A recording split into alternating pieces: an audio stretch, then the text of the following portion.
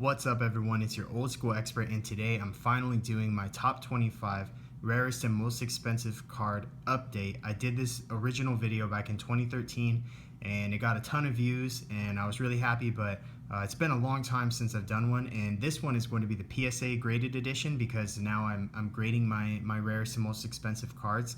So these are all going to be in PSA cases, and we are starting off with number 25, Solemn Judgment.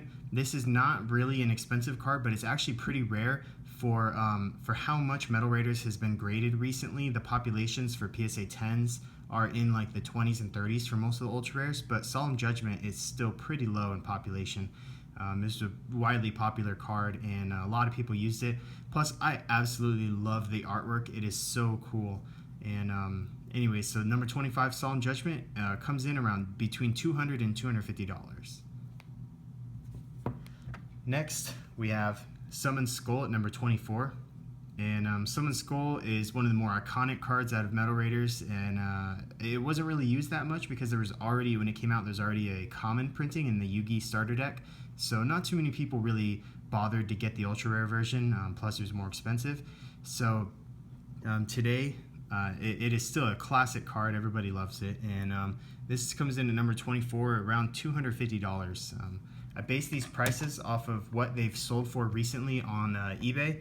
eBay is really the best place to get prices for PSA graded cards. Not too many other websites sell PSA graded stuff, so eBay is really your best option. And I go for what's already been sold, not what people are asking, because people ask pretty crazy prices sometimes.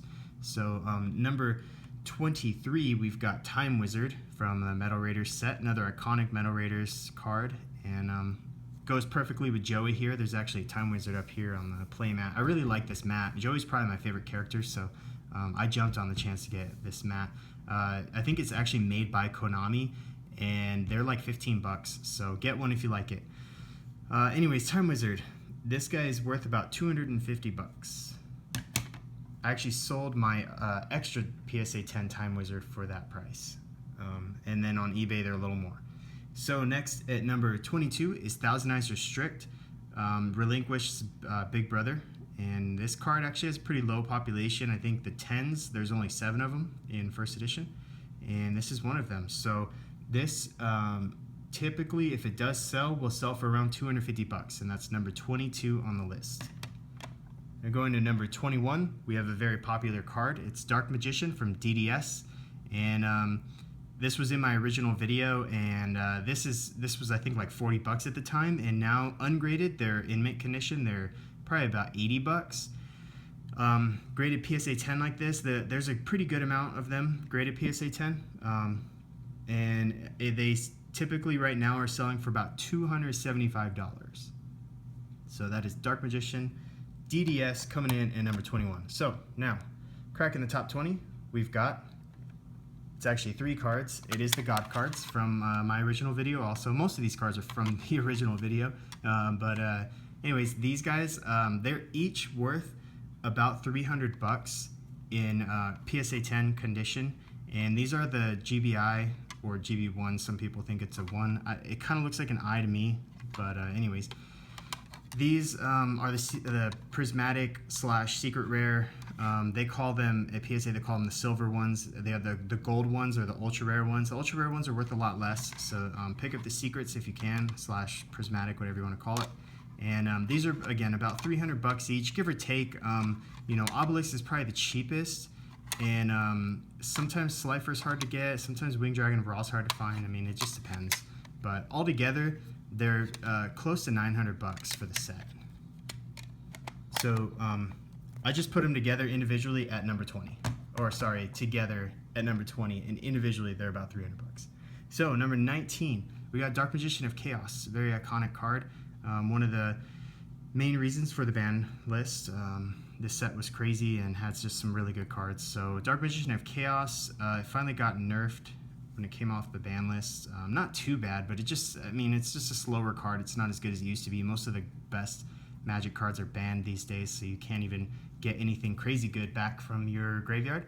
But anyways, Dark Magician of Chaos, it goes for about 300 bucks. Next, We have Guy the Fierce Knight at number 18. This is first edition LOB. And this in PSA 10, I think there's close to 20 of them. And they typically sell for about 300 bucks. So now moving on to number 17. Got another LOB card, Tryhorn Dragon. This is the secret rare first edition from LOB. And this is a first print run. As you can tell, it's really hard to see those sparkles. They don't sparkle a whole lot. And this one, Tryhorn Dragon, is worth about 300 bucks. Moving on to number 16, we have Jinzo. One of my favorite cards, honestly. Just a beautiful artwork. The secret rare just pops so much on these Jinzos. I don't really know why it pops so much more on this card than others from the era. But first edition PSV, Gem Mint 10. This is worth about $350. Next, we are cracking the top 15 with Monster Reborn, a first edition LOB PSA 10. This is typically a $350 card. I've seen it go for more sometimes. I haven't seen it go for less, so I stopped it at $350, and I think that's what it's worth. Fairly low population, around 15, I want to say, of these in PSA 10. So that is number 15. Number 14, we've got another banless beatdown monster, Chaos Emperor Dragon, Envoy of the End, or Envoy. This guy definitely was a big part of the ban list and the reason they started forbidding cards, because it was just so good. It was so powerful. It was a good burn card, and I mean, it was beat stick, easy to summon, and of course the Yada lock. Everybody knows the Yada lock. With this, all you needed was a Sangan on the field, or Witch of the Black Forest, and you pretty much had game if you pulled this out. So this guy right here, because it's so iconic and fairly rare in PSA 10 first edition, it's about 400 bucks. Next, at number 13, we have Guy the Dragon Champion. This is a pretty rare card. You don't see these for sale very often. I had two of these. One got a 10 and one got a 9, so I put the 9 in my complete set and kept the 10. And this one, first edition, is worth about 400 bucks, roughly. They don't sell very often, so it's really hard to price some of these cards because they're so rare. They just don't come up for sale very often, especially as we get deeper into the top 10 and then especially the top 5. So there you go, Guy the Dragon Champion at number 13, $400. Next, at number 12, we've got Dark Magician from Starter Deck Yugi. This is another very iconic and extremely nostalgic card to a lot of people. So ungraded, it's not worth a whole lot, but as a PSA 10, they're really hard to find in great condition because everybody played with this. I mean, who didn't want to play with the Dark Magician that they got from their starter deck? So first edition in Gem Mint 10, this is worth about 400 bucks. All right, number 11. Oops, sorry. We have Exodia, the Forbidden One from LOB. This is a first print run. As you can tell, the name is lowered. And the holofoil is a little bit hard to see there, but it's kind of that wavy holofoil. It's not the real flat one that pops a lot. So this is, for the Exodia head, it is right around $500 PSA 10 first edition. And of course, American English. All this stuff's American English. I don't collect Asian English.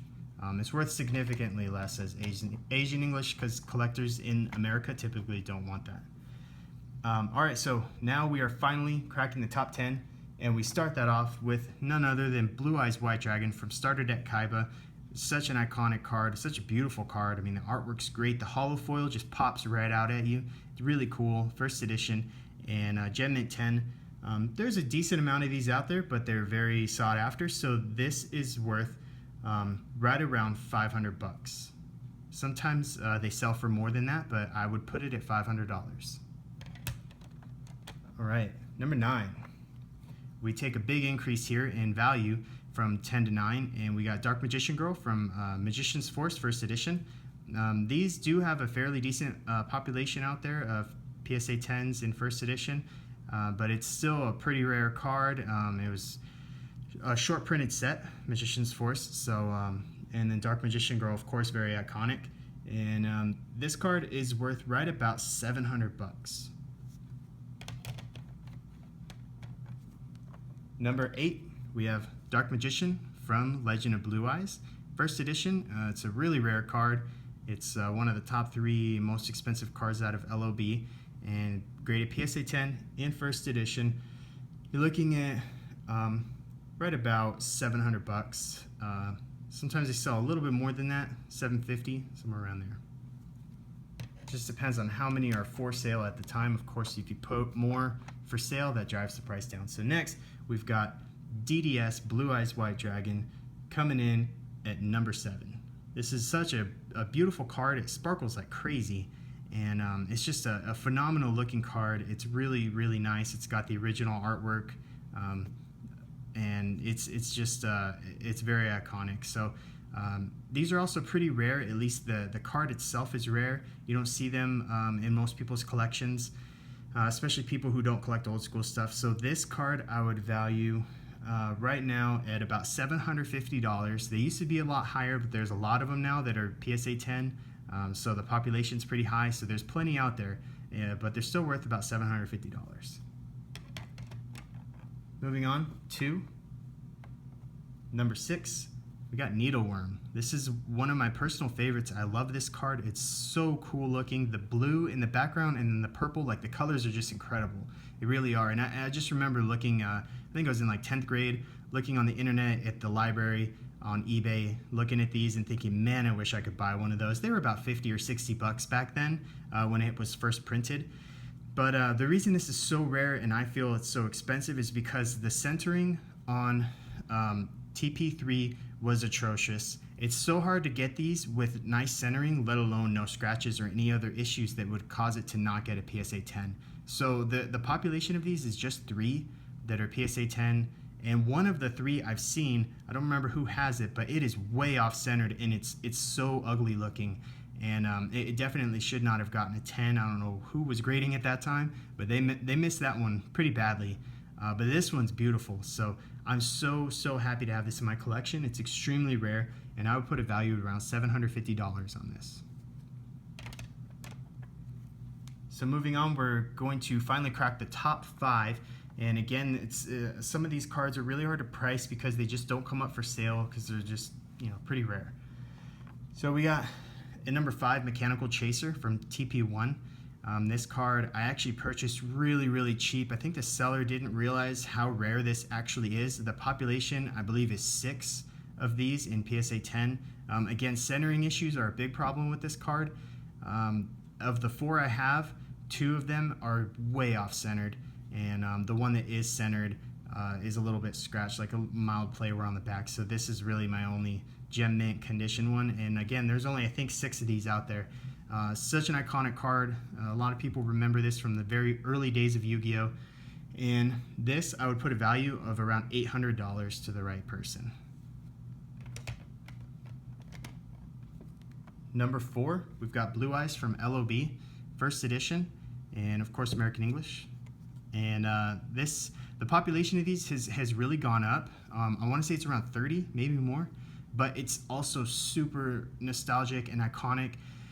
And it's the only other Blue Eyes that's just as old as the starter deck one, so it's really sought after, and it's really hard to find in PSA 10 condition.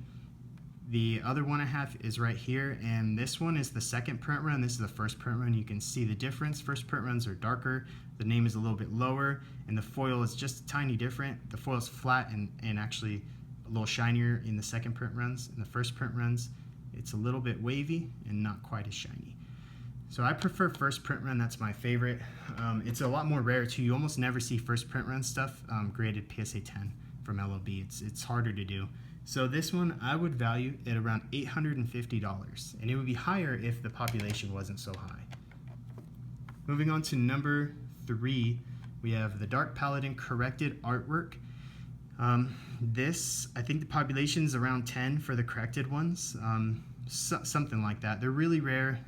If you don't know the story, check out my videos about this. You'll see I explain everything, how it works and how you got this. This is basically a promo. It's really rare. Not many people got them. They didn't print a lot of them, And PSA 10, this is worth about 900 bucks. I've seen it sell for more, but the lowest I've seen it is 900 bucks. That's what I would put it at. Moving on to number 2, we got Red Eyes from LOB. And the only reason this is higher than some of these other cards, this used to be around 800 bucks, but this is a first print run, as you can see, and it's that makes it a lot more rare. And PSA 10 first print runs just don't grade that well. And they're really, the most recent sale was like 1,200 bucks for one of these, and there aren't any for sale that I saw recently on eBay. And then again, the most recent sale was 1,200 bucks. So that's what I would put. I would put this at right around 1,100, maybe 1,000. I guess it's just maybe it's got a lower population. I haven't checked it recently than the other LOB stuff, but it is right now. It's more expensive and it's harder to find. So there you go, Red Eyes Black Dragon number 2. I would put it around 1,100 bucks to the right person, if not 1,000. So that leaves just number 1. Some of you probably already know what it is. It's a pretty rare card that doesn't sell too often, but it has sold recently. It is Morphing Jar from TP2. And this one is not a Jinzo jar. The Jinzo jar is where it has like a very subtle imprint of Jinzo's head right here. I really don't think it's that big of a deal, the Jinzo jar thing. That's why I don't even have one, because I haven't gone searching for one. I don't think it's like such a misprint to where it's like, oh cool, I gotta have that. It's just like a little bit of a shadow of Jinzo's head, and it looks kind of weird. It's really hard to see. Anyways, this guy, I think the population is like 6 or 7. No, I think it's 6 PSA 10s. This set also had centering issues, but it was also a very short printed set. TP2 did not last as long as TP1 and TP3 and the subsequent TP seasons. Season 2 was very, very short printed. So Morphing Jar has always been more rare and more expensive. Also, it was probably the best Ultra in terms of usability and playability. So a lot of people played with them, and that's why most of them are in lightly played condition or worse. You rarely find one that's gem mint, and then if you do, it's often off-centered, and if it's not, then you get something like this. It's just really rare. I was lucky enough, excuse me, I was lucky enough to purchase this for 150 bucks with the entire TP2 set back in like 2015, I think. No one else bid on it. That was a starting bid. So I got the whole set for 150 bucks. And this actually graded PSA 10, which was surprising. I mean, not really, but I wouldn't say surprising. It was more shocking. I just didn't really expect it. I thought for some reason they'd find something wrong with it. And I got a 10, and I was just stoked. So the value I would put based off recent sales is around $1,300. This is my most expensive card. I could easily just throw it on eBay right now for 1,000 and sell it, but I think I could get around 1,300 bucks because people just really, really like this card. It's rare, and in Gem Mint 10, it's extremely rare. So that is it, guys. I hope you enjoyed it. I hope it was knowledgeable. If you have any questions, feel free to message me or leave a comment, and I'll try to respond. But that is my top 25 rarest and most expensive PSA graded cards in my collection, not overall, just what I own. I don't own prize cards. I'm not into those, so please don't harass me about not having prize cards, because they're just not my thing. They're not my cup of tea. They're very cool, don't get me wrong. They're extremely cool, but I don't personally care for them enough to collect them. So anyways, thanks for watching. Hope you enjoyed it, and stay tuned for more awesome Yu-Gi-Oh videos.